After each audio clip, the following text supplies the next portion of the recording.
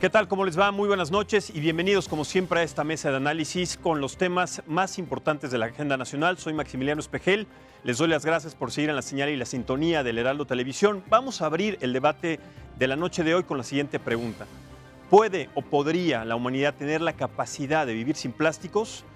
Un dato importante para conocer es que en más de 60 países del mundo se han implementado ya medidas para inhibir el uso total o parcial de los plásticos de un solo uso, como por ejemplo los envases de alimentos líquidos o las bolsas de plástico de los supermercados, de las que se estima además se consumen de 1 a 5 billones cada año a nivel mundial. De ahí, por supuesto, la importancia de tomar cartas en el asunto y tocar este tema de manera importante.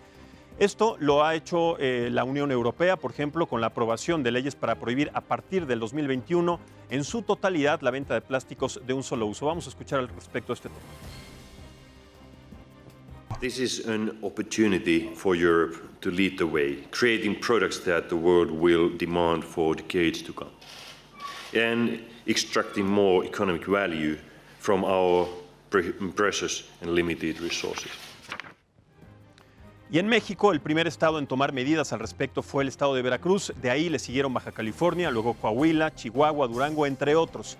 En la actualidad son alrededor de 21 estados en la República Mexicana que cuentan ya con legislaciones para regular e incluso sancionar los plásticos de un solo uso. Esto debido a que no existe todavía una ley federal en la materia. Escuchemos. Que nosotros no generemos estos niveles de basura. Guerrero, desde hoy se unirá seriamente a una gran labor ecológica. Es que en algunos casos es reducción, sencillamente. En vez de pedir bolsitas de plástico, llevas una bolsa de tela, ¿no? Y también, concretamente hablando de la capital de nuestro país, también a partir del 1 de enero, ya pasó esta fecha de este año, entró en vigor la norma que prohíbe la comercialización y distribución de bolsas de plástico de un solo uso. A partir también del 20 de enero van a iniciar las revisiones contra su expedición en diferentes negocios y comercios. Por el momento no habrá multas, pero el objetivo es informar y generar una conciencia en la ciudadanía. Los usuarios y los comerciantes buscan ya alternativas para tratar también de complacer las necesidades de sus clientes. Su bolsa. Hay personas que han venido con su topper también a comprar carne. Para que a la hora que echemos el producto no se caiga. Este es el amarre. El secreto del cucurucho es ese. Yo, como todo lo mío es seco, me sirve para el chile seco, la jamaica, el tamarindo. Ya estoy acostumbrada a cargar mi bolsa, entonces es prácticamente sencillo. Bien, es un tema importante, es un tema polémico que además genera división siempre en diferentes partes. Es importante analizarlo desde diferentes puntos de vista y todas las aristas que se desprendan de él. Y para analizar precisamente este tema tenemos una mesa muy nutrida con especialistas al respecto. Voy a empezar por orden. Le doy la bienvenida primero al ingeniero José del Cueto. Él es presidente de la sección de fabricantes de bolsas de Anipac. Muchísimas gracias, ingeniero. ¿Qué tal? Muchas gracias. Muchas gracias. Al contrario, muchas gracias. Bienvenido. También está con nosotros el ingeniero Aldimir Torres. Él es presidente de la Asociación Nacional de Industrias del Plástico. Muchísimas gracias. Max, gracias. Buenas noches. También está con nosotros el doctor Guillermo Román Moguel. Él es consultor internacional y también experto en materia ambiental. Doctor, muchísimas gracias. Bienvenido. Muchas gracias por invitar. Al contrario, un placer. Y finalmente también se encuentra en esta mesa de análisis y debate el doctor Carlos Álvarez. Él es experto en gestión de residuos y cambio climático. Además es presidente de México Comunicación y Ambiente AC. Usted también lo conoce, ha participado en diferentes mesas con los temas más importantes del medio ambiente. Doctor, muchísimas gracias. Bienvenido. Muchas gracias por la invitación. Al contrario. Bien, vamos a empezar a generar este debate, estos argumentos a partir de la necesidad pues inmediata, la necesidad urgente en la humanidad, no solamente en México, es el país que sí precisamente nos compete, pero la humanidad para el uso de plásticos. ¿Cómo es que se está empezando a generar una comunicación, una gestión, alguna iniciativa entre ustedes, entre los fabricantes y también el gobierno de la ciudad y generar, por supuesto, una comunicación y una conciencia en materia de diferentes medios de comunicación para tratar de erradicar el uso de las bolsas de un solo uso y en general de los plásticos de un solo uso y si es posible? Bueno, creemos que el tema aquí ha habido una satanización un poco de los plásticos, porque creemos que si en los 70, 65, los 70, cuando empezaba los plásticos que venían a sustituir, a salvar un poco los bosques, para evitar que se talara demasiado para fabricar papel, que en ese momento eran las bosques que usaban mucha agua. Y entonces, bueno, ahora estamos viendo que lo que está atacando es al plástico. y en ocasiones sí entendemos que ha habido un crecimiento impresionante de la economía mundial y esto ha provocado un consumo de todo. Entre ellos el plástico ha sido uno de los productos que más ha crecido su utilización porque ha crecido y además ha sustituido a otros materiales porque tiene muchas ventajas. Es muy económico, tiene muchas ventajas para su manejo, su fabricación, cómo se elaboran productos de plástico es muy sencillo y eso ha provocado que sea muy popular y se utilice mucho.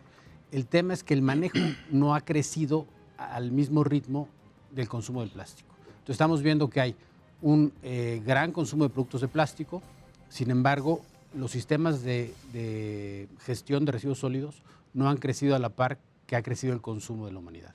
Y lo vemos sobre todo en Asia, donde hay varias ciudades muy grandes que están al lado de ríos, grandes ríos que desembocan en el mar, donde estas ciudades que no tienen sistemas de gestión de residuos sólidos tiran los residuos a los ríos.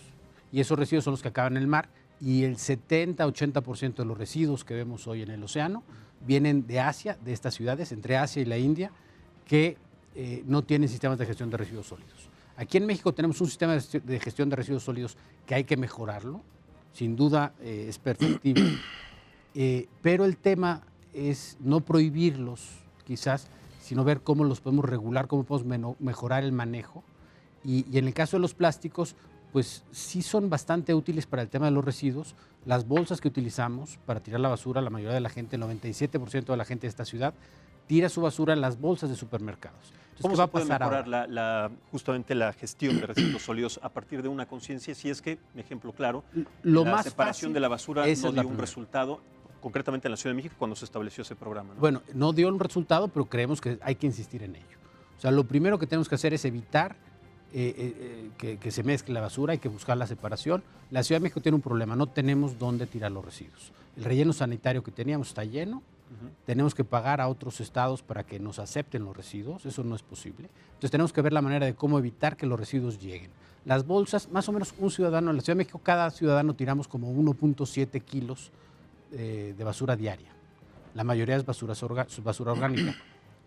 Las bolsas que van en esos 1.7 kilos diarios son como 14, 20 gramos por persona. O sea, es muy poco y es lo que contiene toda esa basura que estamos tirando. Entonces creemos que quitar las bolsas va a complicar más la gestión de los residuos.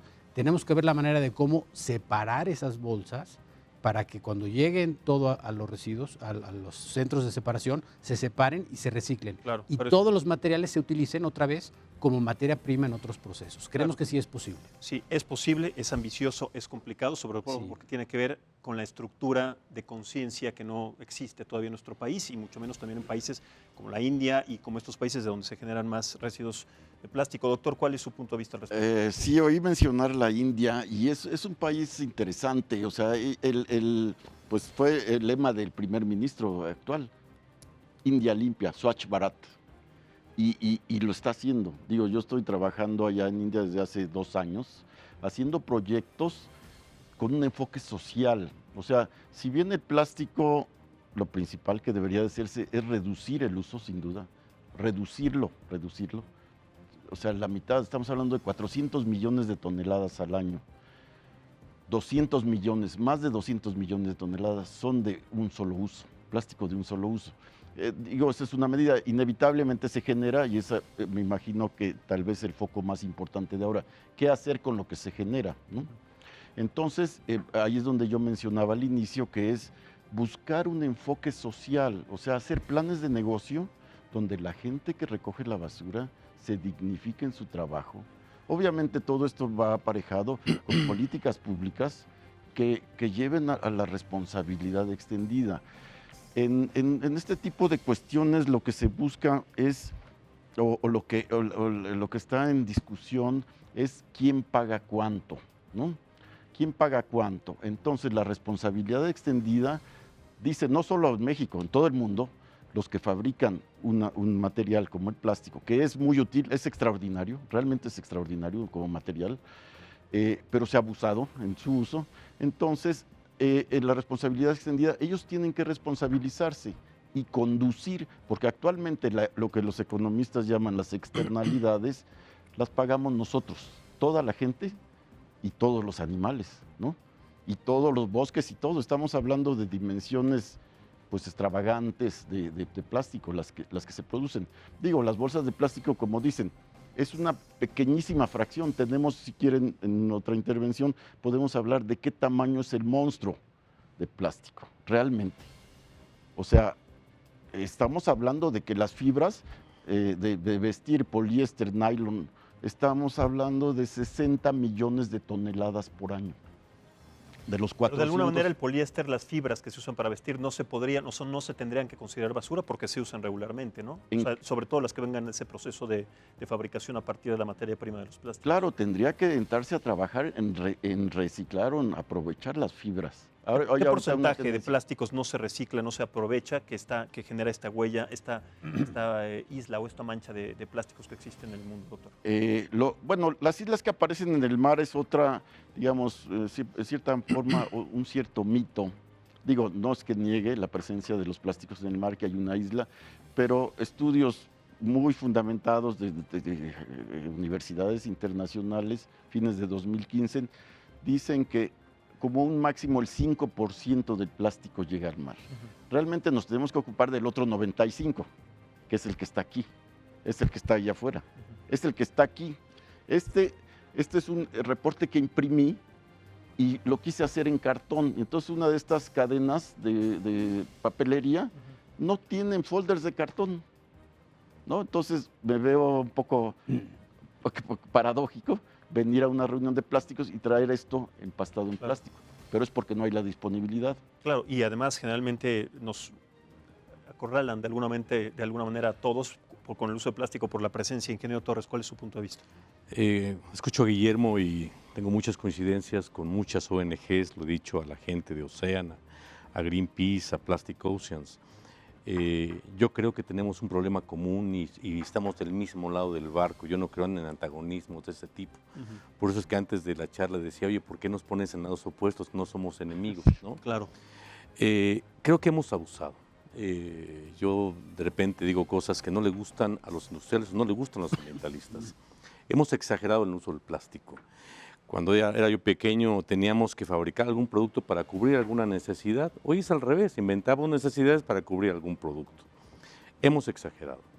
Pero al hablar de que hemos exagerado y en correspondencia hay responsabilidades, no hablo exclusivamente de la industria, hablo de la sociedad y hablo de la autoridad. Sí.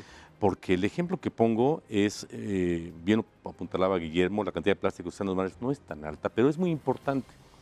Más que el impacto económico que podemos hablar, más del impacto social que representan los empleos, en serio, para la industria nos preocupa mucho el problema del planeta, porque al igual que Guillermo, al igual que Carlos, que José, soy padre de familia, soy abuelo y quiero que mi nieto nade en un mar limpio de basura, no de basura plástica, de basura. Claro. Y creo además en ese contexto que el plástico, como bien seguimos, es un material maravilloso, pero que hemos exagerado. No puedes tú llegar al súper y sacar una caja de cereal, abrirla y estar a la mitad. No comprar una USB, venir en este tamaño. Pero todo basado en estudios meramente técnicos. Existe en el mundo una herramienta que se llama análisis de ciclo de vida. Y hablando de la bolsa o hablando del cartón del folder y del folder de plástico, hay análisis de ciclo de vida que evalúan los elementos funcionales, así se domina en una CB. Y sucede que el impacto, que es lo que tienes que medir, son 32 impactos, en agua para fabricar una bolsa de papel es 10 veces más que una bolsa de plástico. La cantidad de energía que usas para transformar una bolsa de papel es casi 7.5 veces más alta que una bolsa de plástico. La cantidad de energía que gastas para transportar una bolsa de papel es 6.5 veces más que una bolsa de plástico. No lo digo yo, lo dicen los ACBs, entre ellos los que dicen México, Estados Unidos, la Universidad de Cataluña. Y además hay sustancias que están en el papel que no están en el plástico. Decía en una ocasión Carlos, bueno, sustancias que no son tan amigables en el ambiente. ¿Cómo cuáles, ingeniero? Carlos se ha cansado de decir, por ejemplo, que el bisfenol A está en todos los plásticos, ¿no? Eso lo escuché en unos reportes que tiene. En realidad tiene años que ya no se usa como antioxidante, era un antioxidante no plastificante, como él menciona en un reporte, que se usaba en algunos plásticos, ya no se usa. Es más, decía que hay los biberones, que los niños, los chupones tienen bisfenol A, y no, los chupones no son de plástico casualmente, son de hule. Pero el biberón sí era de policarbonato, que tenía en su molécula una parte de carbonato y una parte de bisfenol A, que iba repetido secuencial, y que la manera, según análisis de Covestro y muchos análisis más, se libera a temperaturas muy altas es de calcinación, para lograr obtener el bisfenol A, que sí tiene sus bemoles, y habrá que entender la molécula de bisfenol A para entender la mecánica de descomposición. Es decir, tenemos que medir los impactos. En todo lo que tú hagas, Max, tenemos que checar los impactos. Sucede que en los mares el problema más importante no son los plásticos que flotan, no es la taparrosca en el pico de la gaviota o el popote en el tortuga de la nariz, son los microplásticos. Y como microplásticos se define una partícula que mide cuando mucho 0.5 centímetros. Pero sucede que el mayor aporte de microplásticos en el mar no proviene de las bolsas o de los popotes, casualmente viene de la ropa. El lavado de ropa genera la mayor cantidad de microplásticos que llega al mar. Insisto, doy las referencias si hacen falta. ¿Por qué? Porque es así como sucede.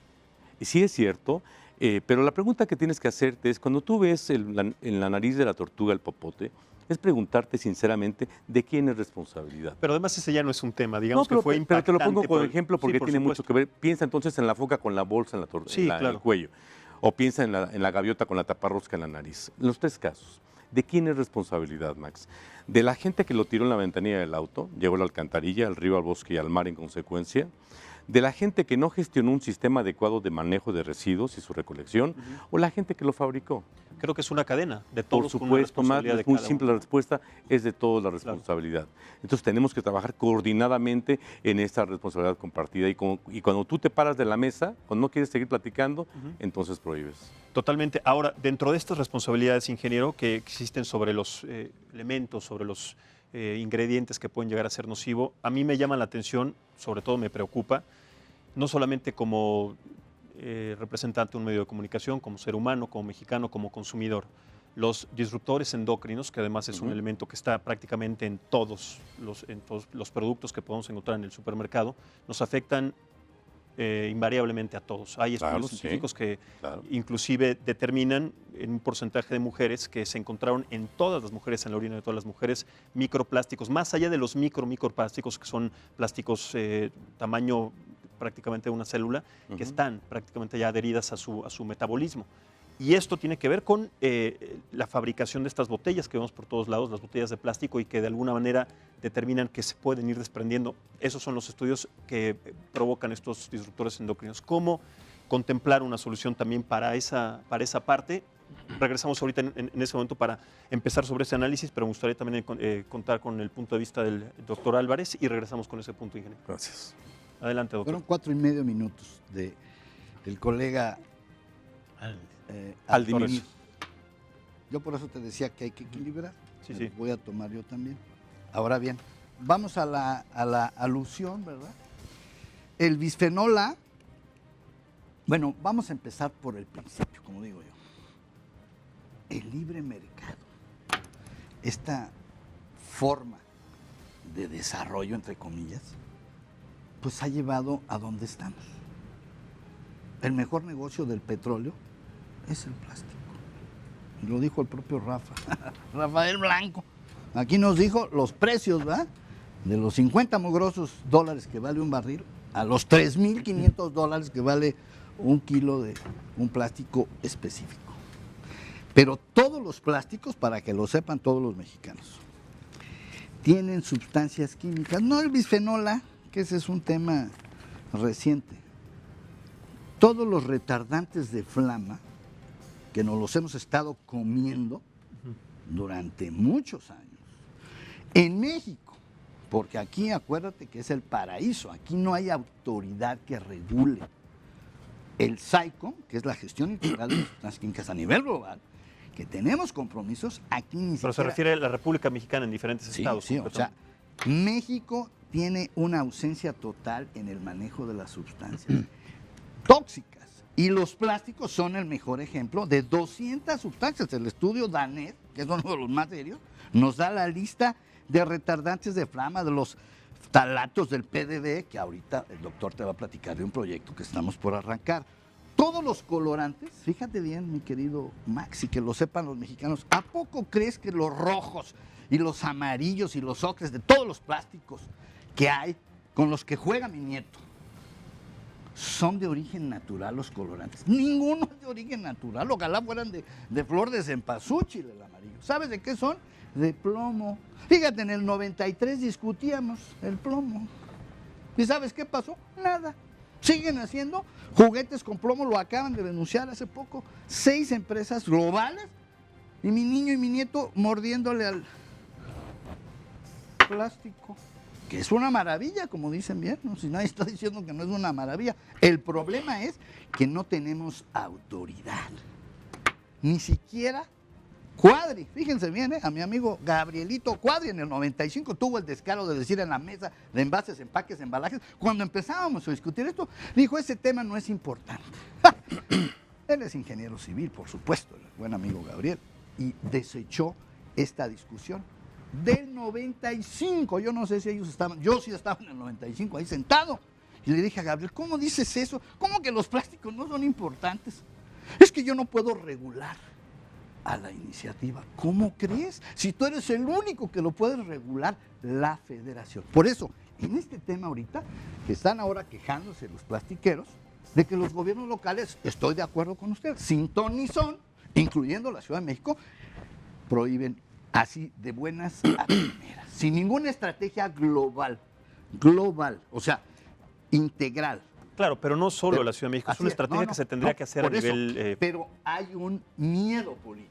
Más ahora, con este nuevo gobierno, no le quiere entrar el que regula, de acuerdo con nuestro marco normativo ambiental, que es la Semarnat. La que dirige la política nacional de residuos es la Semarnat.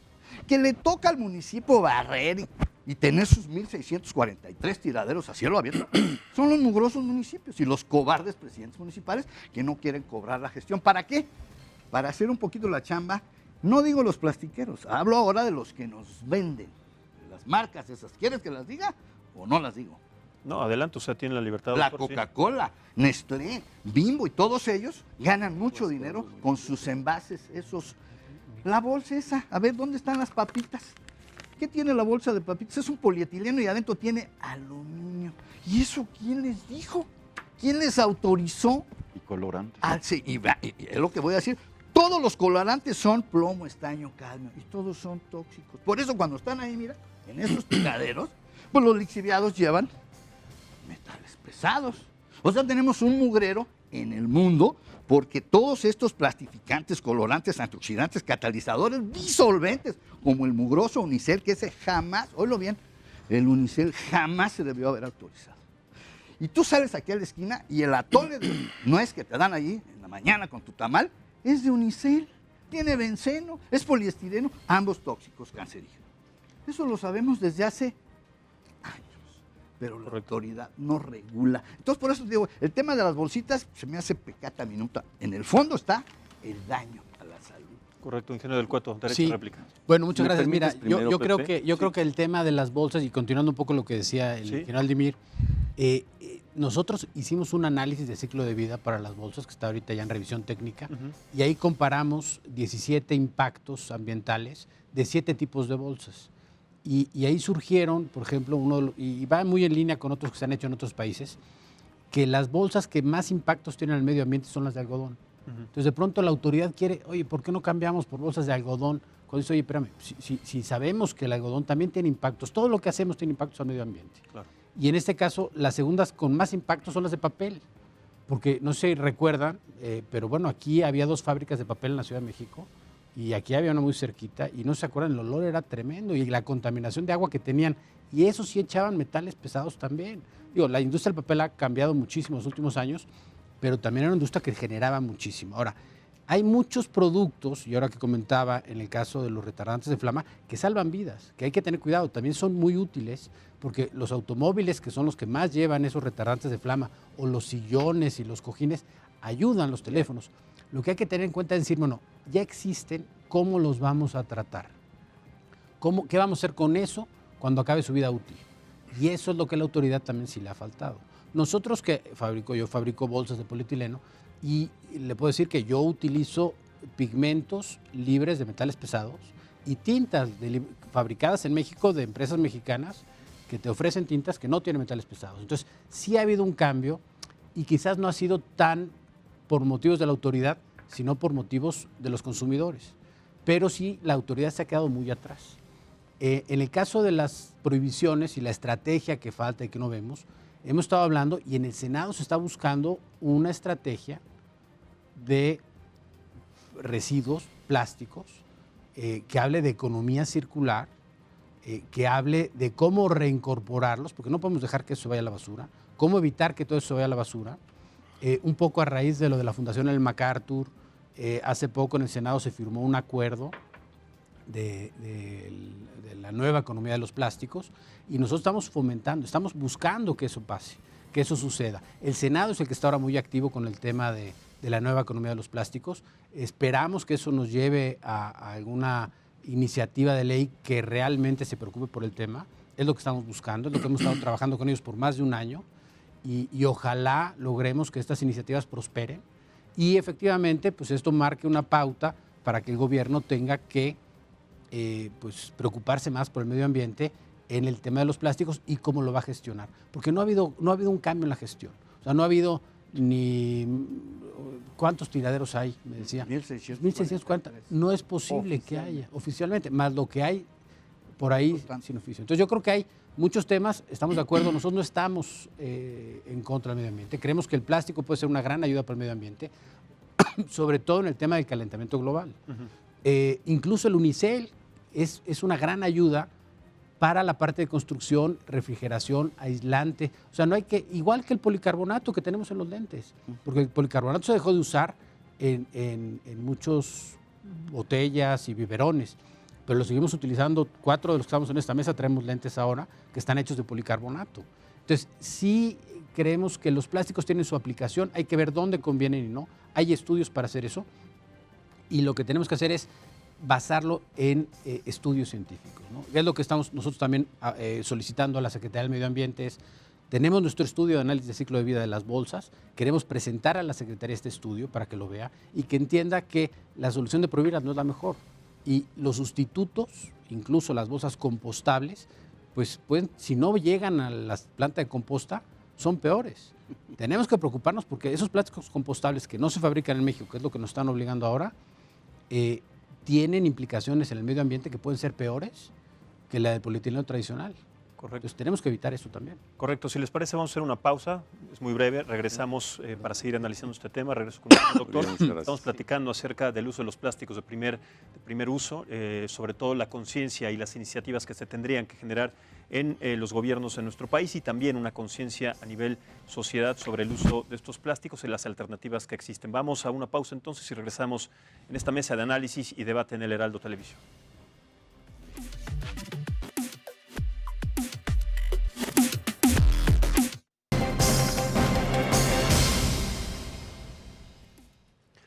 Muchas gracias por continuar con nosotros en esta mesa de análisis y debate en el Heraldo Televisión. Estamos platicando de un tema polémico, pero también muy necesario de analizar, el tema de los usos de plástico de primer uso o de un solo uso y también la conciencia que tendremos que generar a partir de la sociedad y también desde diferentes ámbitos como el industrial, también las decisiones en cuanto a iniciativas en el gobierno y en la parte científica que es indispensable. Antes de ir con usted, doctor, y como le comentábamos hace un momento, en diciembre del año pasado se firmó el Acuerdo Nacional para la Nueva Economía del Plástico para reducir la producción de objetos de un solo uso y así dar un mayor impulso al reciclaje. Vamos a escuchar al respecto de este tema y regresamos.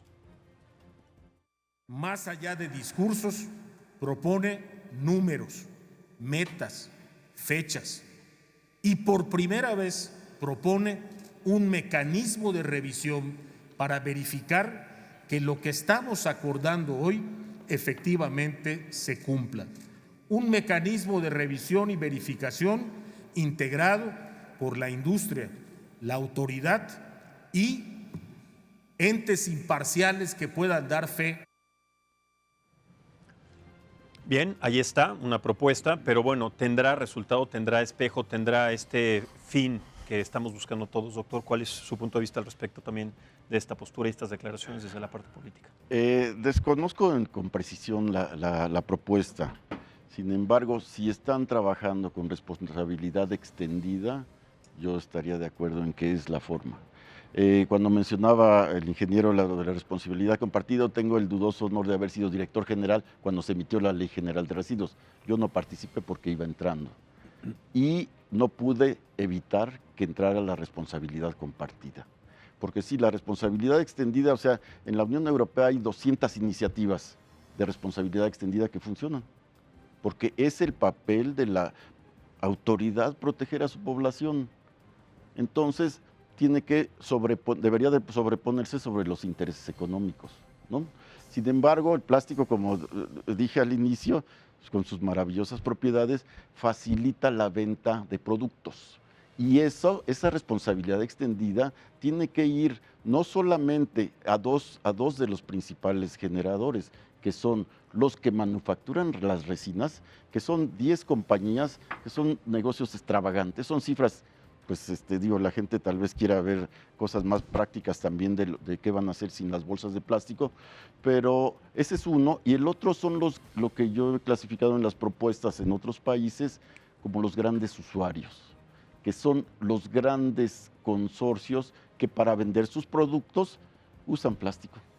Y entonces, qué bueno que, como comentábamos, que están usando análisis ciclo de vida, que es una herramienta esencial.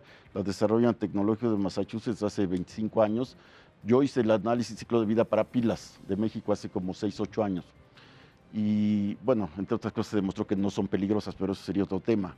En este caso, qué bueno que lo puedan usar, pero el análisis ciclo de vida, como también mencionaron la economía circular, que es este concepto que pues se ha venido manejando por esta organización de la Ellen MacArthur, son conceptos que no tienen un sustento termodinámico, no tienen unas métricas, ¿sí? El análisis ciclo de vida sin duda es una herramienta muy valiosa y analiza sus 35 impactos.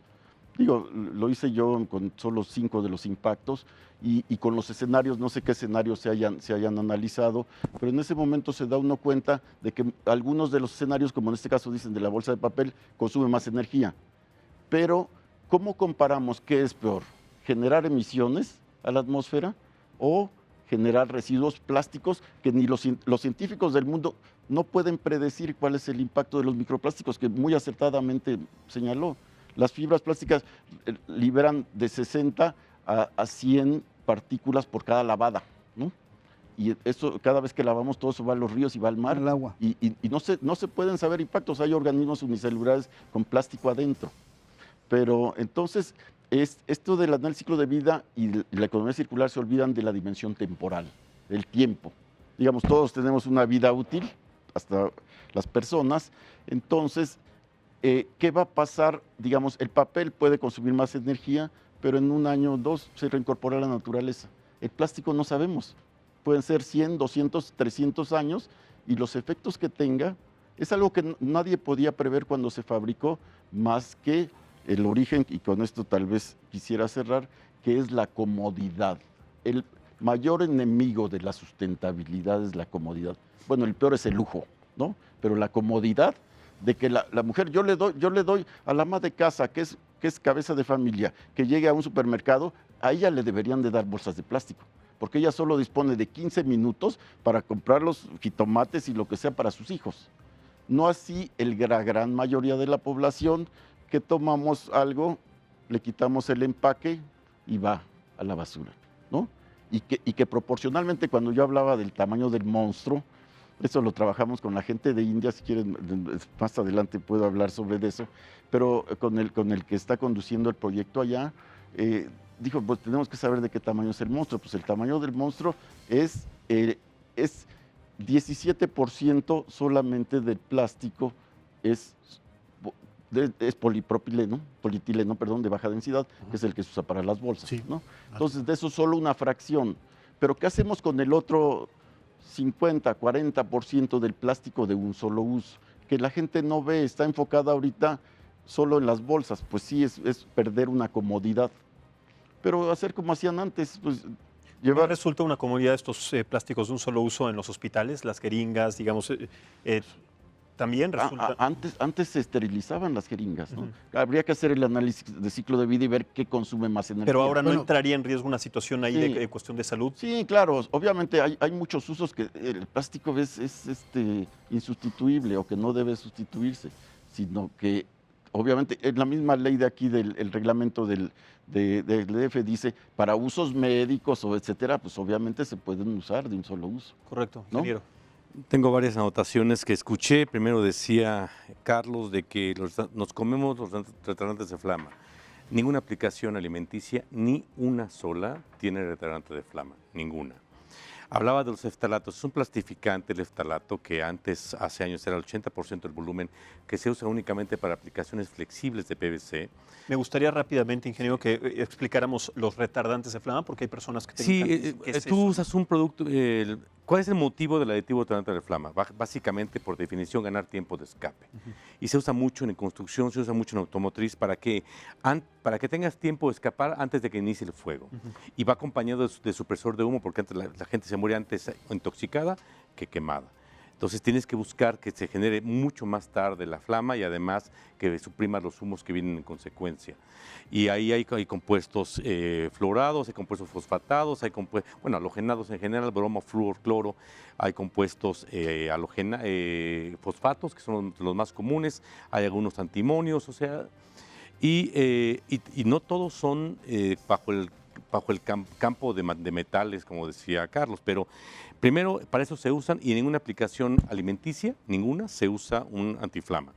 Los plastificantes que se usan para PVC flexible, antes el más importante es el eftalo. ¿De dónde salen entonces estos disruptores endocrinos?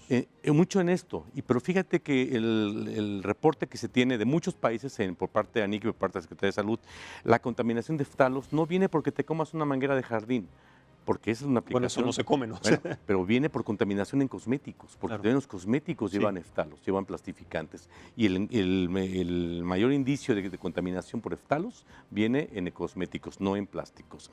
Luego decía que los colorantes Pero tienen... el cosmético no es un derivado del petróleo, por lo tanto también un derivado. Pero no es un plástico, eso es una cuestión distinta. Por eso hay que entender bien la dinámica. Hay polímeros de muchos tipos, el plástico es uno de esos polímeros. Los colorantes tienen cadmio, cromo, plomo, decía Carlos. Una cosa son colorantes, que son solubles en el polímero, y otras cosas son los pigmentos. Hoy no se usan pigmentos para aplicaciones de ningún tipo que tengan metales pesados, particularmente cadmio, cromo y plomo. Y mira que yo sufro de un mal por contaminación con cadmio en el laboratorio. Hoy no se usa ninguno. Habló de cobardes, presidentes municipales, yo no sé si son cobardes, pero sí yo no podría llamar miserables municipios, porque en realidad lo que sí creo es que tenemos que trabajar consistentemente. Bien decía Guillermo un punto muy particular. La economía circular no se refiere únicamente a Ellen MacArthur. Hay 6 iniciativas en el mundo. Una de ellas es la Ellen MacArthur. Y la Ellen MacArthur marca objetivos muy puntuales de reducción para el 2025 en primera fase, para que los productos de un solo uso en el 2025 tengan cuando menos 25% de material reciclado o reusado o reusable, compostable o reciclable. Para que en el 2050 el 100% de los productos, así lo marca el compromiso, ya sea de esos materiales, básicamente materiales reciclados o reusados. Entonces tenemos que promover el reuso. Y por supuesto que es temporal y por supuesto que es métrico. Pero si no lo acompañas como puntualmente y muy eficazmente, lo dijo Guillermo, no tiene ningún sentido, porque tienes que medir los impactos. O sea, todo lo que tú generes, daba un ejemplo cuando la gente piensa, bueno, uso material compostable. La capacidad del mundo de materiales, de biomateriales no alcanza para cubrir la demanda mexicana, pensando que ningún país requiera más biomateriales, porque el consumo mundial son 2.000 toneladas al año, 2 millones de toneladas al año. Y México requiere para empaque, envase y embalaje 3.2 millones de toneladas. Ahora, ¿cómo tratar de cambiar esta percepción y esta conciencia en la sociedad? Insisto, cuando el doctor dice que uno de los enemigos más grandes de la sustentabilidad es la comodidad y el lujo, cosa a la que estamos acostumbrados y es sumamente complicado. Y estoy de acuerdo con eso completamente. ¿Por qué? Porque hemos estado inundados de un modelo económico lineal donde explotamos como si fuera infinito el recurso, inclusive el petróleo, el agua, transformamos, usamos y tiramos. Eso hoy es insostenible. Por eso tienes que mirar a la circularidad para tener por más tiempo el producto adentro. Pero ahí antes hablaban de 3 R's. Recicla, reduce y reusa. No hemos sido eficientes ni en reducir ni en reusar. Hemos sido eficientes en reciclar, pero no basta con eso. Hoy hay 2 R's más en la economía circular. Rediseña. Hay empaques que hoy tienen que ser rediseñados, como los que mencionó Guillermo. Y la última es repensar. Repensar el papel que yo tengo en este proceso y, en consecuencia, qué acciones debo ejercer. Correcto, doctor Álvarez. Mira, nunca quisieron aceptar la responsabilidad extendida. No hablo nada más de los plastiqueros, hablo de todos, ¿eh? Han sido consentidos los empresarios mexicanos, que detrás de ellos están los norteamericanos. Nosotros somos el paraíso norteamericano. O sea, aquí es donde venden todos estos venenos, todos estos químicos, que ya en Europa ellos lo entendieron en el 70 empezaron y dijeron, tú FDA, Food and Drug Administration, gracias por favor, yo voy a hacer mis propios controles de salud, de toxicidad.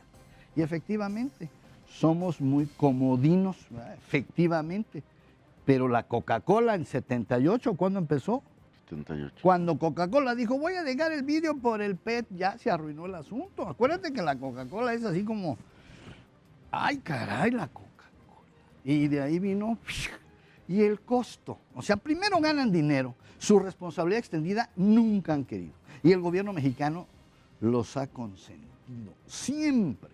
Entonces, ese mercado, ese libre mercado, esa comodidad, como bien dicen, estoy de acuerdo, ha generado un gravísimo problema. ¿Dónde está la educación? Como dice Apple, yo te vendo mi teléfono. ¿Qué crees? Que en Alemania le dijeron, ¿quieres vender tu Apple? Primero dime dónde está tu cadena de centros de acopio, para que cuando ya no sirva tu cochinada, ahí. Y tuvo que poner sus centros de acopio. Aquí jamás ninguna de las poderosas esas que nos venden todo ha gastado un centavo. Ecose es así como chiquitito, es como una broma del tamaño del problema de 20 y tantos millones de toneladas de no reciclables que tenemos, que son muchísimos. Pero bueno, vamos al tema, ¿cuál es la solución? Que acepten la responsabilidad extendida. Yo no digo aquí los señores, ellos son muy claros, ellos están en el plástico, en las bolsitas, pues esas ya se prohibieron. Ya si ustedes logran revertirlo, pues va a ser un trabajo arduo de ustedes, ¿verdad? Hay que resolverlo. Yo no estoy de acuerdo prohibir por prohibir, eso también que quede claro.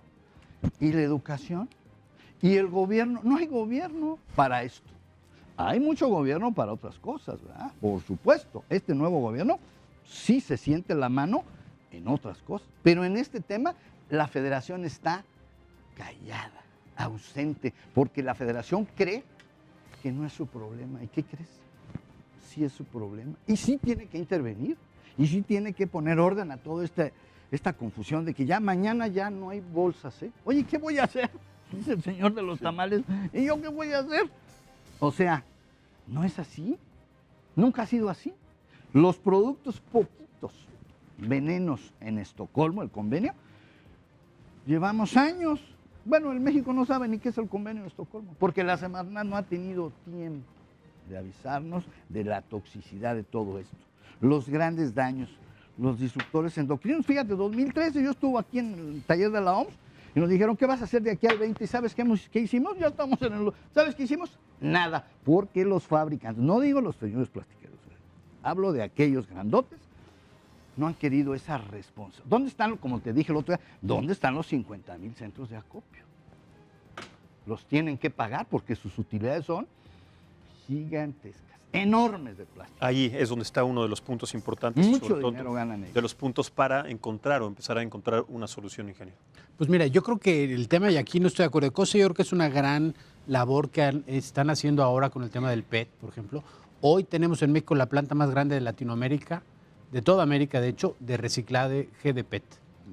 Del mundo, creo que hay una en China que está por el tamaño, pero Japón, perdón, está por el tamaño. Es la más grande, pero la ¿qué más porcentaje grande. se recicla? Pues Digo, están ellos cerca, más arriba de un 40%. 40%, es la más grande y es apenas el 40%. El 40% de las botellas que salen, pero ¿cuál es el problema? Y ha habido muchos temas menos aquí. de la mitad. Es que también cuando se habla de lo más grande, también hay que considerar el porcentaje, que es muy bajo. Que es muy bajo, pero sigue siendo... El problema aquí, lo que tenemos que hacer es buscar la manera de cómo reciclar más el PET. Y eso, el PET y todos los plásticos. Y lo que tenemos que hacer es hablar más de separación, Hace mucho tiempo, la mayoría del PET que llegaba a México se iba a China. China compraba todo el residuo de todo el mundo. Y China decidió ya no comprar residuos para nadie. Y entonces ahora es cuando estamos viendo que se nos están quedando a todo el mundo. Digo, en México no es tanto el problema, pero en Europa, por ejemplo, ha sido un caso gravísimo porque Inglaterra, que no tenía una gestión de residuos, porque todo lo mandaban a China, y ahora están con el problema de que tienen que ver qué hacen con todos los residuos. Por supuesto que algunas empresas chinas ya se movieron a otros países de Asia y lo están haciendo ahí, pero sí hay que ver cómo podemos nosotros en México preocuparnos para que todo lo que tengamos de residuos lo reciclemos aquí. Porque al final todo es materia prima y que tiene un valor. O sea, que se vaya al mar o que se vaya a un tiradero, que se vaya a un relleno sanitario, son productos que tienen valor, que tenemos que ver cómo lo hacemos para reciclarlos.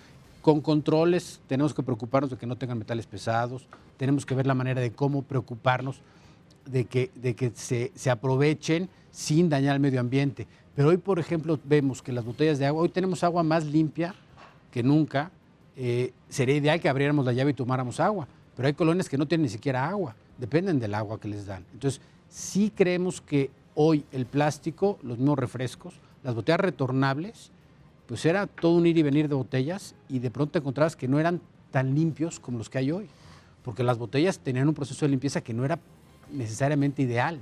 Entonces, hoy tenemos una inocuidad en alimentos muy importante. Los envases, los empaques alargan la vida de los alimentos, de lo cual tenemos que preocuparnos porque mucha de la energía y los recursos que gastamos es en la generación, en la producción de los alimentos. Y el 30% de los alimentos nunca se consumen, se pierden, se tiran. Y los empaques te ayudan a que esos alimentos tengan una vida un poco más larga. Entonces, hay mucho que hacer en el tema de manejo al final de la vida útil de los plásticos, pero tienen muchísimas ventajas. Ahora, en el manejo hay un tema importante porque los recolectores de basura, los pepenadores también son un sector, un grupo que están de alguna manera reclamando que se van a quedar sin ese sustento, sin esa participación, y también están generando una polémica grande, ¿no? Hay palabras porque de alguna manera es importante también conocer el punto de vista de todos los actores que están involucrados en este sector. Y vamos primero, antes de conocer la postura de los recolectores de basura y de los pepenadores, también la postura y el punto de vista de la jefa de gobierno capitalino, Claudia Sheinbaum, también al respecto, porque la parte de las autoridades es importante para empezar a encontrar soluciones, ¿no? Vamos a escuchar. Estamos en ese trabajo, va a ser este mismo mes cuando se emita la convocatoria y ya pues a partir de los expertos podemos ver qué alternativas hay para la disposición final que permitan disminuir los recursos que se destinan a ello y tener mejores prácticas ambientales.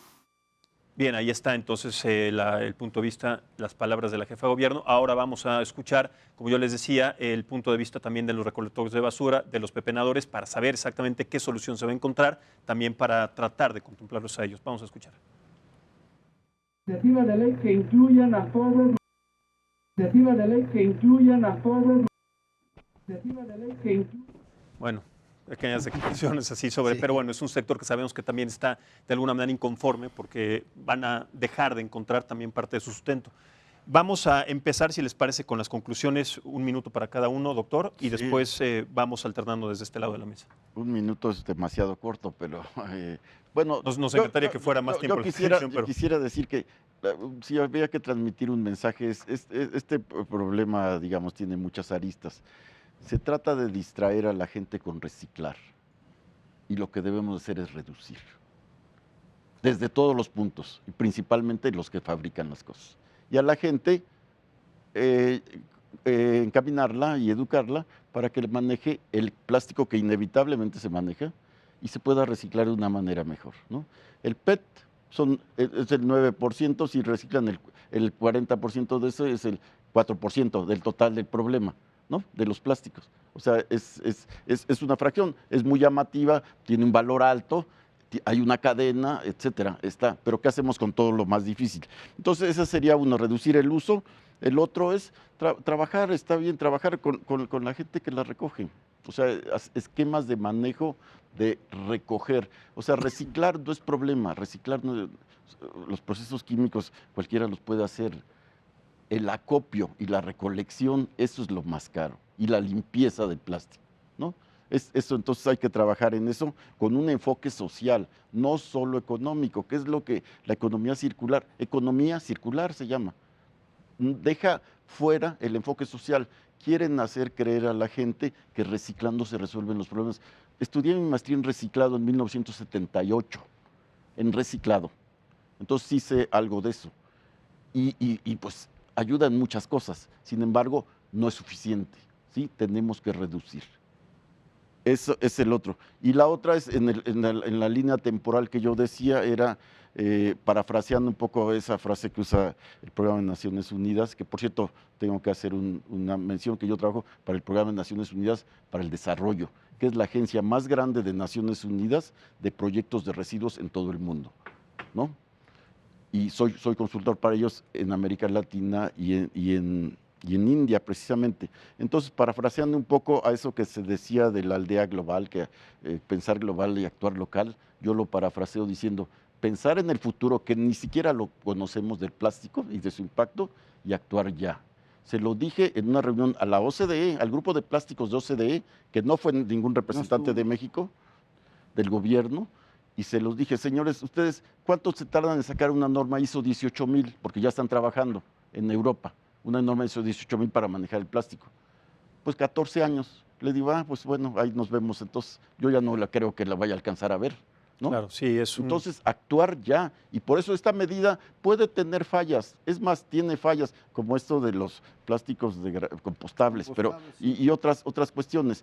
Pero sin duda hay que actuar y que la gente también tome conciencia. La gente está muy madura, la gente está muy sensibilizada hacia eso. Está muy madura, pero Sí. todavía considero que le hace falta madurar en cuanto a la conciencia. Ingeniero Torres, conclusiones. Básicamente necesitamos trabajar los tres elementos coexistentes, sociedad, gobierno e industria, de manera coordinada, insisto.